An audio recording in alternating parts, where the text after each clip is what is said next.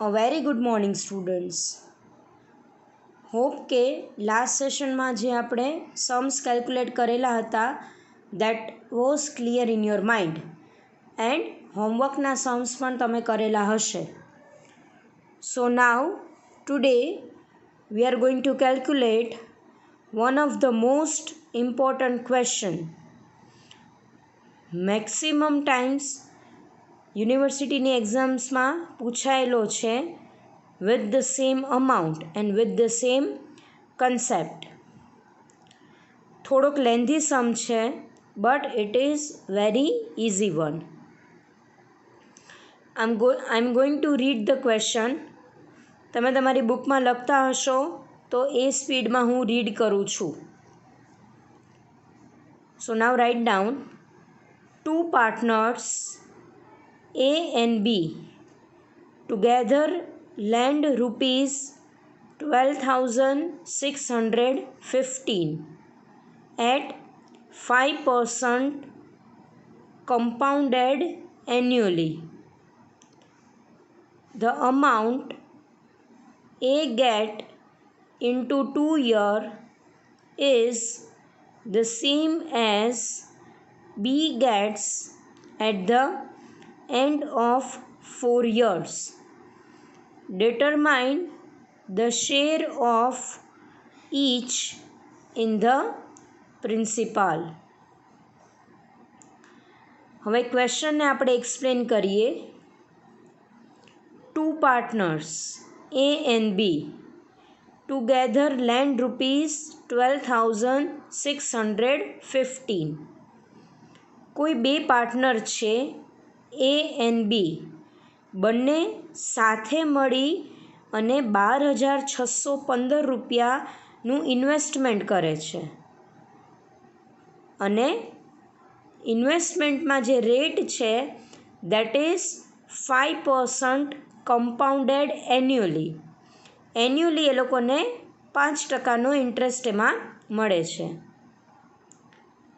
The amount A gets into 2 years, એટલે એ જેટલી amount invest કરે છે 12,615માંથી એનો જેટલો શેર છે એ 2 વર્ષ માટે ઇન્વેસ્ટ કરે છે, is the same as B gets at the end of 4 years.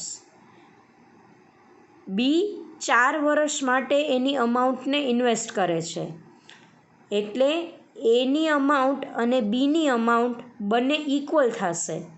પણ ક્યારે? એ 2 યર્સમાં ઇન્વેસ્ટ કરશે અને બી છે એ 4 યર્સમાં ઇન્વેસ્ટ કરશે. Rate of interest is equal, that is 5%.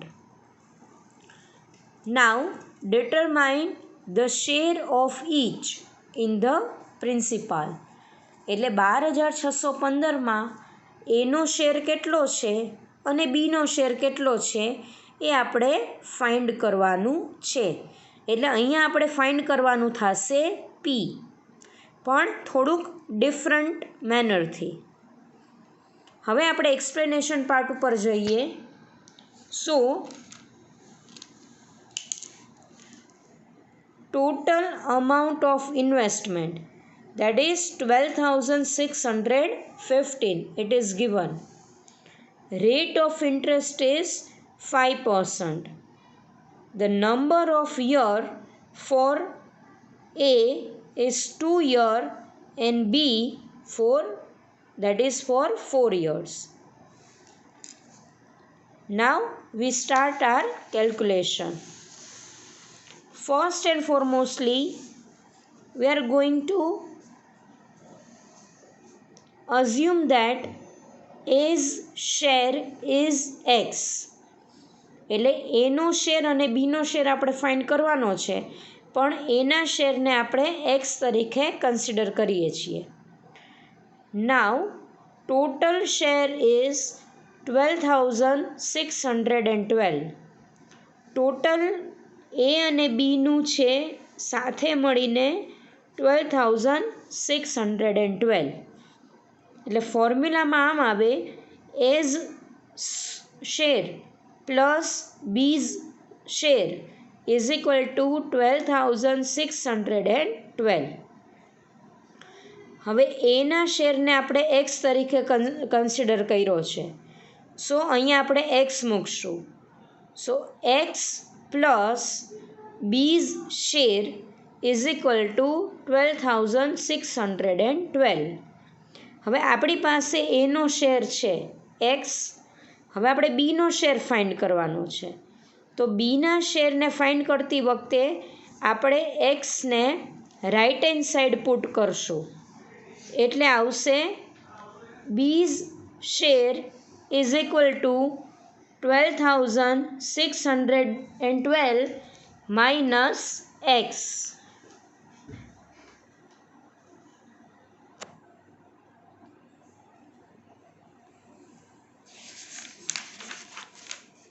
So now the calculation for A.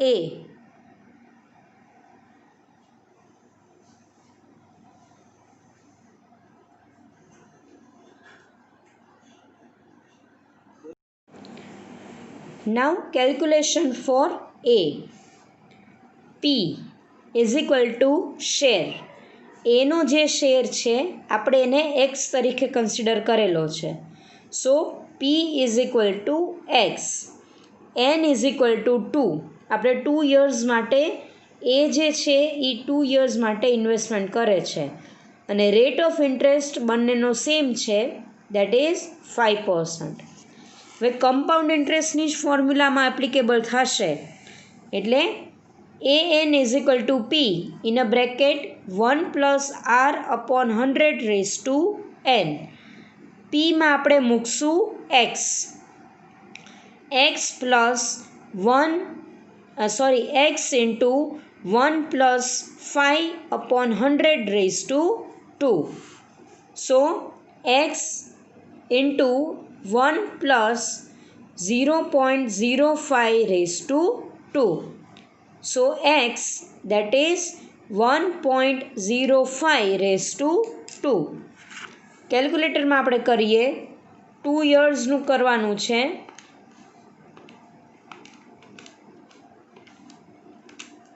So the answer is 1.1025. એટલે જે એનો વેલ્યુ થશે એ થશે x ઇન્ટુ ઓર 1.1025x. તમે એવી રીતે પણ એને ટર્મ કરી શકો. 1.1025x. બંને પ્રોપર મેનરમાં જ લખેલું છે. તમને જે કન્વિનિયન્ટ પડે એ રીતે તમારે લખવાનું રહેશે. Now calculation for B. એમાં P પહેલાં P that is share આપણે ફાઇન્ડ આઉટ કર્યું હતું 12,612 minus x, that is B's share. N થશે 4, R થશે 5%. So AN is equal to P into 1 plus R upon 100 raised to N. હવે P માં આપણે મૂકશું બીનો share. So 12,612 minus x into 1 plus 5 upon 100 raised to 4. 12,612 minus x into 1 plus 0.05 raised to 4. 12,612 minus x. So that is, હવે આપણે find out કરીએ 1.05નું 4th યરની value. This is for the 2nd year, 3rd year and 4th year. The answer is 1.2155. Here it is 1.2155. હવે આ જે amount છે એ મલ્ટિપ્લિકેશનમાં છે, તો આ અમાઉન્ટ આખા ઇક્વેશનને મલ્ટિપ્લિકેશનમાં આવશે. સો 1.2155 ઇન્ટુ 12,612 and 1.2155 ઇન્ટુ એક્સ. પહેલાં આપણે આ બંનેનું મલ્ટિપ્લિકેશન કરીએ એટલે આપણને આન્સર આવે into 12,612. The answer is 15,329.96.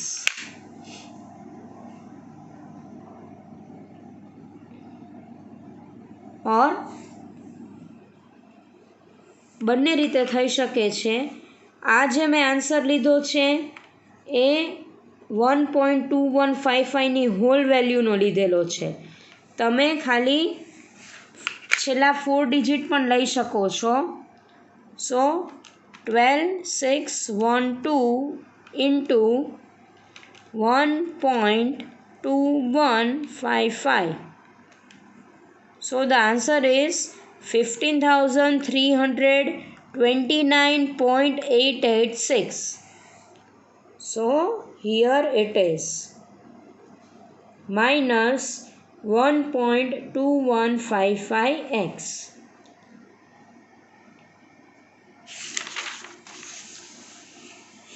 Now the mean calculation.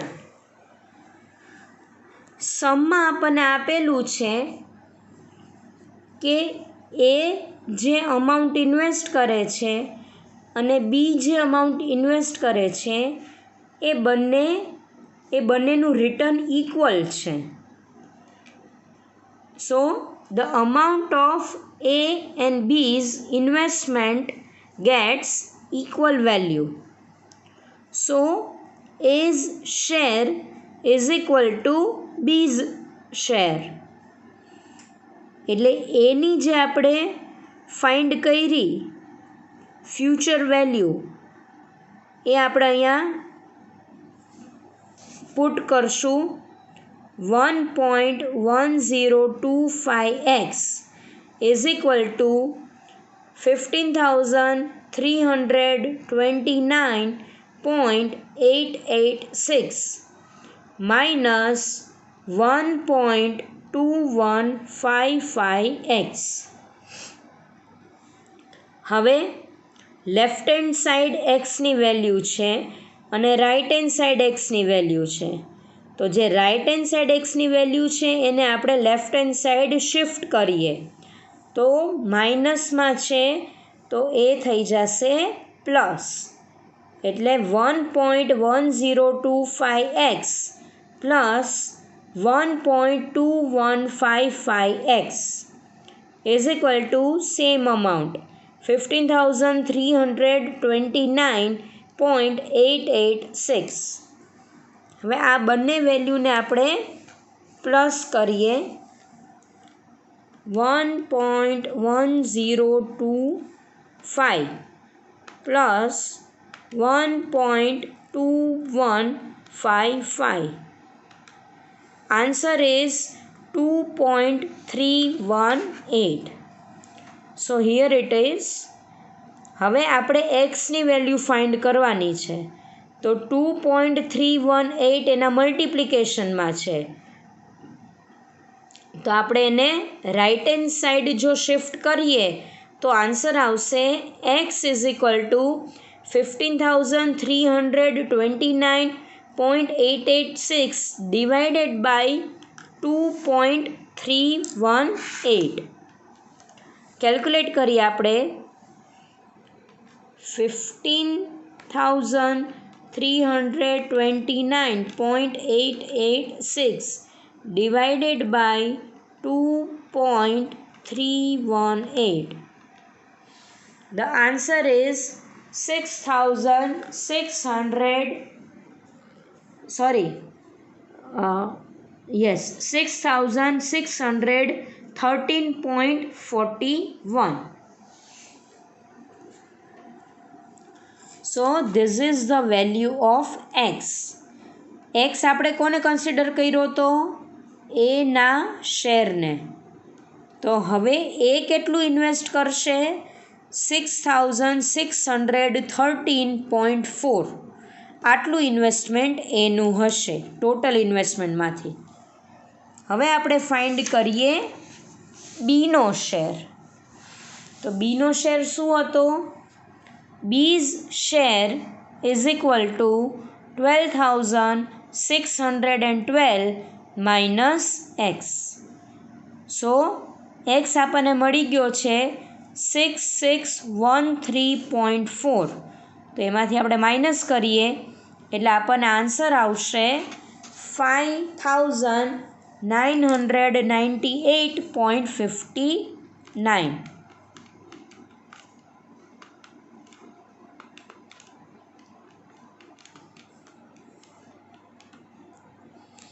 So this is the share of B. એટલે અહીંયા આપણે કોઈ પણ પાર્ટનરશિપમાં હોય એ અને બી, તો એમાંથી કોઈ એકની વેલ્યુ આપણે એક્સ તરીકે કન્સિડર કરવાની છે. એટલે બીજાની value automatically total value minus x થઈ જશે. એક નોર્મલ એક્ઝામ્પલ તમને આપું.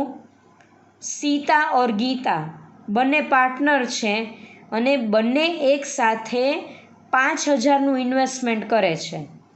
તો હવે સપોઝ સીતાના શેરને એક્સ તરીકે કન્સિડર કરીએ તો ગીતાનો શેર ઓટોમેટિકલી થઈ જશે 5,000 માઇનસ એક્સ. આ સિમ્પલ જે કેલ્ક્યુલેશન છે, જે સિમ્પલ મેન્ટાલિટી છે ઇક્વેશનની, એ જો આપણે યાદ રાખશું તો ઓટોમેટિકલી આપણે આ સમને ઇઝીલી કેલ્ક્યુલેટ કરી શકશું. So that's all about the important sum of our examination. Again I am going to repeat myself કે આ વિડીયોમાં તમે આખો સમ મારા થ્રુ કેલ્ક્યુલેટ કરેલો તમે સમજો છો, બટ જ્યારે વિડીયો કમ્પ્લીટ થઈ જાય ત્યારે તમારે તમારી રીતે ઘરે પ્રેક્ટિસ કરવાની રહેશે. અગેન એક્સને કન્સિડર કરવાનું, બીના શેરને કન્સિડર કરવાનું, બધું કેલ્ક્યુલેશન જ્યારે તમે તમારી રીતે કરશો તો આ કન્સેપ્ટ છે એ તમે ઇઝીલી કન્સિડર કરી શકશો. અધરવાઇઝ સમ અત્યારે સમજવામાં બહુ ઇઝી લાગશે, પણ એક્ઝામના ટાઈમમાં જો કેલ્ક્યુલેટ કરેલો નહીં હોય તો તમને આઈડિયા નહીં આવે કે સમને કેવી રીતે સ્ટાર્ટ કરવો. So again I am requesting all of you that is calculate the whole sum in your own book. So that's all for this sum.